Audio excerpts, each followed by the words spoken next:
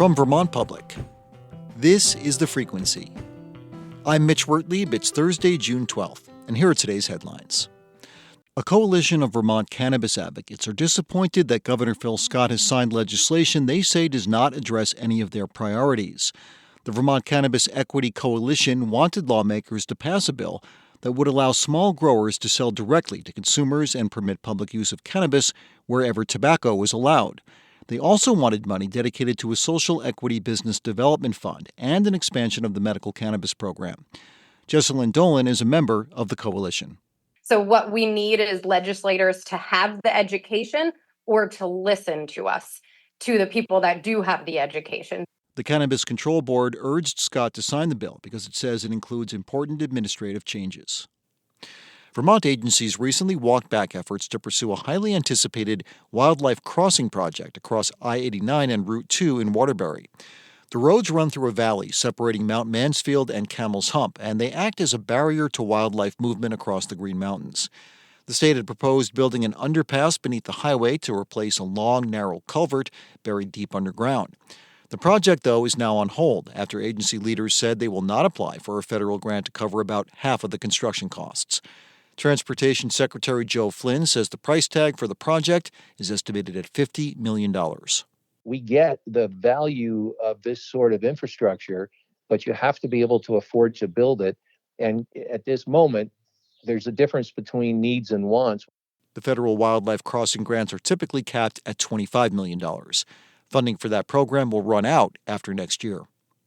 Vermont's Department of Labor has picked two projects to launch the state's new workforce expansion program. Both selected projects, one in the Northeast Kingdom and the other in Addison County, will focus on the manufacturing and healthcare industries. Northeast Kingdom's initiative aims to better connect people to in-demand jobs by making educational opportunities more accessible. The second project aims to continue and expand the work of the Addison County Workforce Alliance, which coordinates job training and reaches out to underemployed populations. The Workforce Expansion Program is a 2-year initiative that aims to expand workforce education and training opportunities for Vermonters and connect them to local employers. And Vermont ski areas experienced growth this winter despite a few setbacks. Vermont alpine areas reported around 4.1 million skiers visited this past season, and that's a 1.1% increase in visitors compared to last season, that according to Ski Vermont. The state's consistent winter snowfall and temperatures this season also helped cross-country ski areas, which reported a 37% increase in visitations from last year. According to Ski Vermont, the season's numbers kept the Green Mountain State as the top destination for East Coast skiing and the fourth largest ski destination in the nation. The growth happened despite the lack of March snowfall, Canadians boycotting the U.S. due to political tensions, and early melt that cut the season short. Coming up, the world's biggest tech companies have crafted an industry based on the buying and selling of personal data. But efforts by lawmakers in Montpelier to come up with legislation that protects personal information have so far come to naught.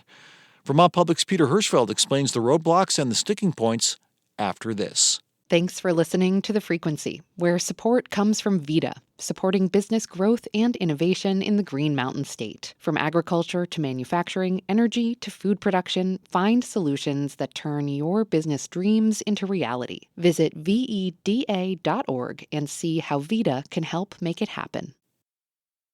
All the websites you visit, all the products you buy, all the geolocation data on your phone. It's the kind of information that's being bought and sold every day by an industry that's making billions of dollars on people's personal data. Elected officials across the political spectrum say Vermont needs to do a better job protecting residents from predatory data harvesting practices. But lawmakers have once again failed to reach consensus on a comprehensive data privacy bill. Vermont Public's Pete Hirschfeld has been following the debate, and he's here to talk about some of the roadblocks. Hey, Pete. Hello, Mitch. So when we talk about data privacy, I usually think we're talking about big technology companies here like Google, Meta, Amazon that operate on this massive global scale. So why is little old Vermont taking on this issue? The truth, Mitch, is that the federal government hasn't done much in recent memory to address the data privacy issue. I've talked with Senator Peter Welch about this in the past. He says big tech has done a pretty effective job gumming up the works in Congress. So since D.C. hasn't stepped up to the plate in a meaningful way, we're seeing states take this on themselves. About 20 states have comprehensive data privacy laws now. Some of them are viewed as being very friendly to big tech. Others are viewed as more consumer-oriented laws. There are data privacy hawks in the state house who think Vermont has an opportunity to cover some new ground with its law, to establish some new data privacy provisions that not only safeguard Vermonters against what can be a pretty predatory industry, but also set a new and higher standard for other states that are contemplating this issue as well. Okay, so what do those lawmakers say Vermont can do to deliver the safeguards you're talking about? You know, a lot of things, as it turns out. This is a sprawling piece of legislation, but some of the major provisions deal with when and how companies can buy and sell your information. And privacy advocates want an outright ban on the sale and collection of sensitive personal information, things like your fingerprints or information about your religious affiliations or your health. They also want guardrails on the type of data and the amount of data that a company can use for various business practices. And they also, this is a key one, they want to give individual consumers the right to sue companies if they misuse their data in ways that cause harm. Vermont would be the first state to include this so-called private right of action in a comprehensive data privacy law. And advocates say it's one of the legal tools that states can use that will really compel companies to comply with new privacy regulations. Well, lawmakers did not pass a data privacy bill this year, so obviously there was not universal buy-in for the kind of proposals you were just talking about. What do people object to here? As you said, Mitch, earlier, when we think about the data industry, we tend to think about large data brokers and big tech companies like Amazon and Google. But there are lots of Vermont companies that, due to 21st century business imperatives, find themselves involved in the business of buying data. Targeted online advertising, for instance, is all but required for retail these days. And in order to effectively reach prospective clients online, it's best if you know a lot about them. So there are concerns from businesses, also from nonprofits and healthcare organizations, that they're going to get ensnared in privacy regulations that are better targeted at bigger technology companies.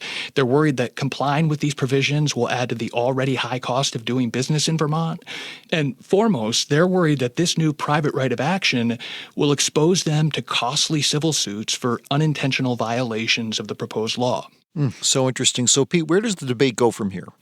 It's clear that the opposing sides are at an impasse right now. And so data privacy advocates are going to regroup this summer, meet up with business constituencies, and try to do a more convincing job selling them on the merits of their plan. They know their bill isn't going anywhere without support from the business community and support from Republican Governor Phil Scott, who vetoed a comprehensive data privacy bill that Democratic lawmakers sent to his desk last year. Advocates are also trying to join forces with lawmakers in Maine and Massachusetts to try to coordinate a multi-state approach to stronger data privacy protections so that no one state has to go it alone on some of these measures. That's Vermont Public Reporter Pete Hirschfeld, and you can check out his full story and all the State House coverage from our Capitol Bureau at vermontpublic.org. Pete, thanks so much. Thank you, Mitch.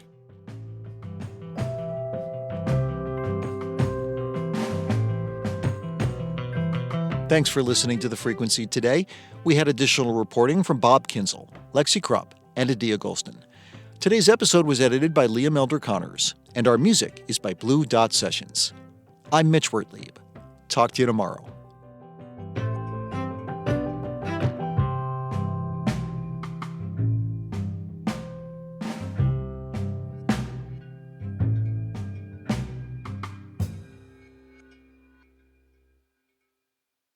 Planet Money helps you understand the economy. We find the people at the center of the story. Garbage in New York, that was like a controlled substance. We show you how money influences everything. Tell me what you like by telling me how you spend your money. And we dig until we get answers. I had a bad feeling you were going to bring that up. Planet Money finds out. All you have to do is listen. The Planet Money Podcast from NPR.